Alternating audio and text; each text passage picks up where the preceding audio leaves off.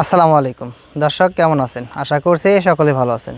আল্লাহর অশেষ রহমতে এবং আপনাদের দোয়ায় আমিও ভালো আছি।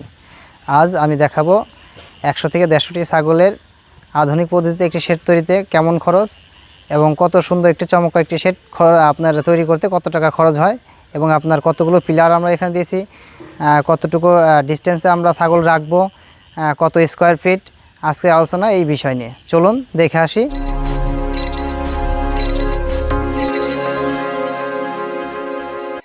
তাহলে এখানে একটা 100 থেকে 150 ছাগলের জন্য মানে কতটুকু মানে জায়গা দরকার, পরিমাপ কতটুকু ঘরে? আমাদের এখানে 100 থেকে 150 ছাগলের যে শেডটা, এখানে আমাদের প্রায় 60 ফিট দৈর্ঘ্য এবং আপনার আমরা এখানে 20 ফিট প্রস্থ দিয়েছি এবং সেই ক্ষেত্রে আমাদের যদি আমরা দৈর্ঘ্য প্রস্থ গুণন করি সেক্ষেত্রে আমাদের আসবে 1200 স্কোয়ার ফিট। এবং এখানে আমাদের প্রায় যে শেডটা আমাদের 1200 স্কোয়ার ফিটের শেড, সেক্ষেত্রে আমরা এখানে পুরো আমাদের যে শেডটা এটা 1200 স্কোয়ার ফিটের যে জায়গাটা, সেখানে আমরা 100 থেকে 150 ছাগল রাখতে পারবো। এখানে প্রশ্ন হচ্ছে আমাদের ব্ল্যাক বেঙ্গল ছাগলের জায়গা একটু কম লাগে এবং আপনার হাইব্রিড জাতের ছাগল যেগুলো উন্নত জাতের বড় ছাগল, এগুলোর জন্য জায়গাটা একটু বেশি লাগবে। সেই ক্ষেত্রে আমরা যদি ব্ল্যাক বেঙ্গল রাখি এখানে প্রায় 150 ছাগল রাখতে পারবো। যদি আমরা এখানে উন্নত জাতের হাইব্রিড বড় ছাগলগুলো রাখি সেক্ষেত্রে আমরা এখানে প্রায় 100+ ছাগল রাখতে পারবো। তো বড় ছাগলের জন্য মূলত এক একটা ছাগলের জন্য কতটুকু জায়গা লাগে, কত স্কোয়ার ফিট? আসলে আমরা যেটা যতটুকু ডিস্টেন্স দিয়ে রাখতেছি সেক্ষেত্রে আমরা এক একটা ছাগলের জন্য বড় যেগুলো ছাগলগুলো হাইব্রিড জাতের যে উন্নত জাতের বিদেশি ছাগলগুলো, এগুলোর জন্য আমরা 10 ফিট জায়গা রাখতেছি এবং আপনার যেগুলো ব্ল্যাক বেঙ্গল বা আপনার ক্রস জাতীয় ছোটো ছাগল যেগুলো, এগুলোর জন্য আমরা প্রায় 7 থেকে 8 ফিট মানে স্কোয়ার 7 থেকে 8 স্কোয়ার ফিট জায়গা আমরা এখানে মানে বরাদ্দ রাখছি। আমাদের এই শেডটা তৈরিতে প্রায় এই পর্যন্ত 3 লাখ টাকার মতো গিয়েছে। আমরা আমাদের এখানে কারেন্টের কাজ এবং এখানে ত্রিফলিংয়ের কাজ এগুলো বাকি আছে, বিদ্যুতের কিছু কাজ বাকি আছে। তো সেই মিলে আমাদের প্রায় 3 লাখ টাকার আপ যাবে, যেহেতু আমাদের শেডটা আপনার খুবই মজবুত করে করা। এটা আমাদের উচ্চতা অনেক, দৈর্ঘ্যপ্রস্থ দিয়ে এবং সম্পূর্ণ কাঠ দ্বারা এবং টিন দ্বারা তৈরি। সেহেতু এই শেডটা আমাদের আমরা একটু আপডেট করেই করছি। যেহেতু আমাদের সেটা আপডেট করে করছি, এখানে আমরা একটু পোক্ত করেই করছি। তো সেই ক্ষেত্রে আমাদের এখানে প্রায় 4.5 ফিট অন্তরে আমরা যে পিলারগুলো দিয়েছি, এখানে আমাদের পিলারটা আপনার প্রতিটা যে ডিস্টেন্স এখানে আমাদের ছিল 4.5 ফিটের মতো। প্রায় আমাদের 11টা প্রতি সারিতে আমরা 11টা করে খুঁটি দিয়েছি, পিলার দিয়েছি। সামনের সারিতে 11টা, পিছনের সারিতে 11টা এবং মধ্য সারিতে আমরা হয়তো 6টা দিয়েছি।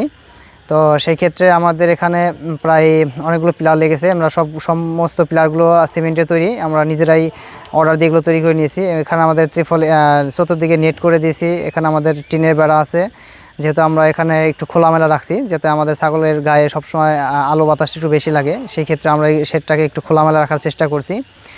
তো সেক্ষেত্রে আমাদের টোটালি আমাদের যে ঘরের পিলারগুলো উচ্চতা প্রায় সামনের সারির পিলারগুলো প্রায় 17 ফিট উচ্চতা এবং মাঝখানে এবং পিছনের সারিগুলো প্রায় 16 ফিট উচ্চতার খুঁটিগুলো পিলারগুলো। আর নেটের উচ্চতা কত, নেট কত করে? আমাদের যে নেটগুলো তৈরি করছি, নেটগুলো দিয়েছি, আমাদের এখানে নেটগুলো প্রায় 5 ফিট হাইটের। আমাদের যে এটা চতুর্দিকে আমরা 5 ফিট খোলা রেখেছি নিচে থেকে, এবং উপরে আমরা এটাকে টিন দিয়ে আটকিয়ে দিয়েছি।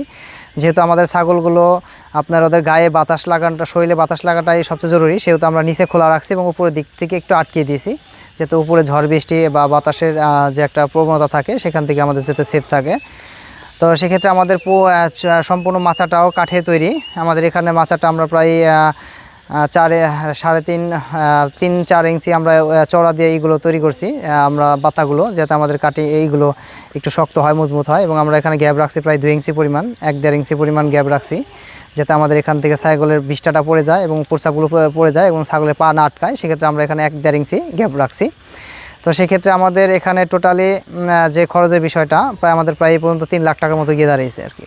আর ঘরের ভেতরের উচ্চতা কত আর ঘরের নিচে যে উচ্চতাটা থাকে সেটার গ্যাপটা কত?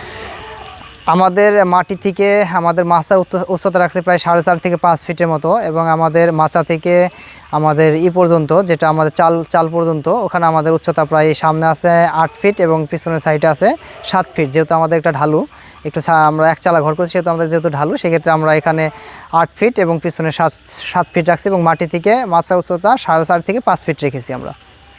খুঁটিগুলোর উচ্চতা কত ছিল, মানে মোট খুঁটির লম্বা কত ছিল?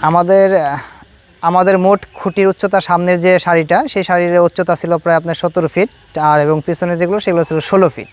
আমাদের যে মাচাটা সেখানে আমরা সমস্ত মাচাটা আমরা কাঠ দিয়ে করেছি, এখানে বাঁশ দিয়েও আমরা করতে পারতাম, সেক্ষেত্রে আমাদের খরচটা হয়তো একটু কম হতো, কিন্তু আসলে যেহেতু আমরা এখানে সব ধরনের ছাগলই থাকবে, প্রায় 100 থেকে 150 ছাগল এখানে থাকবে, এটা একটা ওজন যে এটা নেওয়ার মতো একটা ধারণ ক্ষমতা থাকতে হবে, এখানে আমরা সমস্ত মাচাটাই বাঁশ দিয়ে কাঠ দিয়ে করেছি। এবং এখানে আমাদের প্রতি যে মাচাটার যে গ্যাপটা, এই গ্যাপটা আমরা প্রায় 1/2 ইঞ্চির একটু আপ রাখছি, যেখানে যাতে এখান দিয়ে আপনার প্রস্রাব এবং পায়খানা বিষ্ঠাগুলো দ্রুত পড়ে যায়, সেহেতু আমরা এখানে একটু গ্যাপ রেখেছি। এবং এমন গ্যাপ রাখা যাবে না, অতিরিক্ত গ্যাপ থাকলে এখানে ছাগলের পা বা ছাগলের বাচ্চার পা আটকে যেতে পারে, এটা আমাদের লক্ষ্য রাখতে হবে যে গ্যাপের বিষয়টা। তো সব মিলিয়ে আমাদের প্রতিদিনই আমাদের শেডটাকে আমরা পরিষ্কার পরিচ্ছন্ন রাখার চেষ্টা করি। এখানে আমরা নেট বিছিয়ে দিই এবং নেটগুলো তুলে ফেলে আমরা বাহিরে এটা প্রতিদিন ধুয়ে আবার প্রতিদিন এটাকে রাত্রে বিছিয়ে দেওয়া হয় আর কি।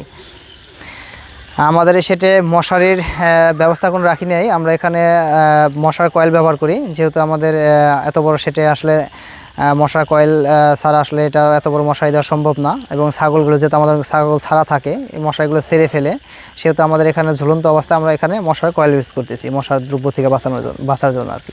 যেহেতু আমাদের এই শেডটা 60 ফিট দৈর্ঘ্য এবং 20 ফিট প্রস্থ, সেহেতু আমাদের এই শেডটাতে আমরা প্রায় 100 থেকে 150 ছাগল রাখতে পারি। যে আমাদের এই শেডে মা ছাগল, বাচ্চা ছাগল, বিডার ছাগল মানে পাঠা ছাগল, সব ধরনের ছাগলই থাকে। তো আমাদের এখানে যেগুলো বাচ্চা ছাগল সেগুলো আমরা একটু এক সাইডে রাখার চেষ্টা করি, এবং আপনার যেগুলো মা ছাগল, প্রেগনেন্সি ছাগল, সেগুলো এক সাইডে রাখে, এবং বিডার যে ছাগলগুলো এগুলো ভিন্ন ভিন্ন জায়গায় আমরা ভিন্ন ভিন্ন রাখার চেষ্টা করি। এবং সবাই এটা লক্ষ্য রাখবেন, এটাকে এক একটা স্তরে বা এক স্থানে এক এক সেফটি ভাগ করে দিয়ে এখানে আপনার এক একভাবে ছাগলগুলো রাখার চেষ্টা করবেন। যেহেতু আমাদের এটা একচালা ঘর, একটা টিন বিছানো দেওয়া তৈরি করা, সেহেতু এখানে আপনার তাপমাত্রা একটা বিষয় থাকে। যেহেতু আমাদের ছাগল দিনের বেলা আপনার বিচরণ ভূমির যে আমাদের যে মাঠ, এখানে ঘোরাফেরা করবে, এখান থেকে ঘাস খাবে, রাত্রে যা শুধু বিশ্রাম নেবে। তো সেক্ষেত্রে আসলে আপনার যদি গাছের ছায়া নিচে থাকে, সেহেতু আসলে ওখানে আমাদের প্রিফর্ম বা আপনার তাপমাত্রা নিয়ন্ত্রণের জন্য কিছু ব্যবহার না করলেও চলবে। আর যদি অতিরিক্ত আপনার খোলামেলা জায়গা হয় যেখানে গাছের ছায়া নাই, সেখানে অবশ্যই একটু তাপমাত্রাটা নিয়ন্ত্রণের জন্য প্রিফর্ম ব্যবহার করতে পারেন। সেখানে 14 থেকে 18 টাকা স্কোয়ার ফিটে ভালো ভালো প্রিফর্ম পাওয়া যায় তাপমাত্রা নিয়ন্ত্রণের জন্য। কিন্তু আসলে ছাগলের সেটে, যেহেতু ছাগল এটা মুরগি না, মুরগি তো সারাদিন সেটে থাকবে, ওরা সেটাই খাবে, সেটাই সব কিছু। যেহেতু আমাদের ছাগল এটা মুরগি না, সেহেতু আমাদের ছাগল দিনের বেলা আমরা বাইরে বের করে বিশ্রাম ভূমিতে এখানে ওরা চলাফেরা করবে, ঘাস খাবে, এবং আপনার রাতে যে রেস্ট নেবে, সেহেতু আমরা ওটাকে আমরা ওখানে প্রিফর্ম না দিলেও চলবে। যেহেতু ছাগল রোদ্রের সময় বাইরে থাকবে, কারণ আপনার যখন আমাদের সেটে দিনের বেলা থাকবে, হয়তো বৃষ্টির সময় সেখানে থাকতে পারে, বৃষ্টির সময় তো আমাদের অতটা তাপমাত্রা বা রোদ থাকবে না, সেহেতু আমাদের এটা না হলেও হবে। কিন্তু আপনারা চাইলে এটা দিতে পারেন, এক্সট্রা খরচ আপনারা করতে পারেন, কিন্তু আমরা এটা এখনও দিইনি, বাদ দেওয়ার কোনো চিন্তাভাবনা আমরা রাখিনি। আমরা সেটের নিচে যে স্থানটা, এখানে আমরা ভিট বালু ব্যবহার করব, ভিটি বালু যেটাকে বলে। এখানে বালুগুলো দিলে কি আপনার যে ছাগলের যে প্রস্রাবগুলো, এগুলো পড়ার মাত্র এগুলো নিষ্কাশন হয়ে যাবে। যেহেতু এগুলো আপনার প্রস্রাব থেকে ছাগলের গ্যাস হয়, সেহেতু আপনার এখানে ভিটি বালু দেওয়া থাকলে এগুলো যতই প্রস্রাব করুক সাথে সাথে এগুলো নিষ্কাশন হয়ে যাবে। আর আপনার যদি আমরা ফ্লোরটাকে পাকা করে দিই, আসলে রাত্রে যখন ছাগল সেটে থাকবে, তখন আপনার 100 ছাগল থাকলে কিন্তু 100 ছাগল একসাথে প্রস্রাব করবে না, এটা স্টেপ বাই মানে ধাপে ধাপে যার যখন ইচ্ছা হবে সে তখনই প্রস্রাব করবে, এখন অনেক প্রস্রাব জমে যাবে এবং সারা রাত্রে ওখান থেকে অনেকটা গ্যাসের সৃষ্টি হবে। আর আমরা তো সারা রাত জেগে তো আমরা সেটে নিচে পানি দিতে পারবো না, সেজন্য আমাদের সবচেয়ে সহজ উপায় হচ্ছে নিচে আমরা যদি বালু দিয়ে দিই, যতটুকু যে ছাগলটা যখনই প্রস্রাব করে ওটার সাথে সাথে ওটা শুকিয়ে যাবে, নিষ্কাশন হয়ে যাবে। সেহেতু আমরা নিচে ভিট বালু দেওয়াটাই সবচেয়ে গুরুত্বপূর্ণ বলে মনে করি। সেক্ষেত্রে আমরা চাইলে নিচে ভিট বালু দিয়ে দিতে পারি, সেখানে আমরা পাকা না করলেও পারি। আসলে যেহেতু আমাদের এখানে ছাগলের বিষ্ঠা এবং প্রস্রাব পড়বে নিচে, সেহেতু আমাদের এখানে আমরা সপ্তাহে 2 থেকে 3 দিন, 2 দিন অন্তর অন্তর বা 3 দিন অন্তর অন্তর আমরা এগুলো পরিষ্কার করে নিব, ঝাড়ু দিয়ে নিব। ছাগলের বিষ্ঠাতে তো আসলে তেমন প্রবলেম হবে না, প্রবলেমটা হচ্ছে মেন প্রবলেম হচ্ছে আপনার প্রস্রাব থেকে। সেহেতু আমরা 2-1 দিন পর পর বা 2 দিন 3 দিন পর পর এটা আমরা করতে পারবো, ঝাড়ু দিতে পারবো। আশা করি আপনারা মোটামুটি একটা ধারণা পেয়েছেন। আসলে পুরো ভিডিওটা আপনারা দেখবেন, অবশ্যই উপকৃত হবেন। মোটামুটি আমরা সমস্ত ধারণা দেওয়ার চেষ্টা করেছি, এবং আপনাদের যদি আরও কিছু জানা থাকে আমাদের কমেন্ট বক্সে কমেন্টস করবেন, এবং আপনাদের কোনো মূল্যবান মন্তব্য থাকলে অবশ্যই কমেন্টসের মধ্যে আমাকে জানাবেন, এবং সবাই আমাদের চ্যানেলটিকে সাবস্ক্রাইব করবেন। এবং পরবর্তী ভিডিও দেখার আমন্ত্রণ জানাচ্ছি, এবং সবার দীর্ঘ এবং সুস্বাস্থ্য কামনা করে আজকের মতো এখানে বিদায় নিচ্ছি। আল্লাহ হাফেজ।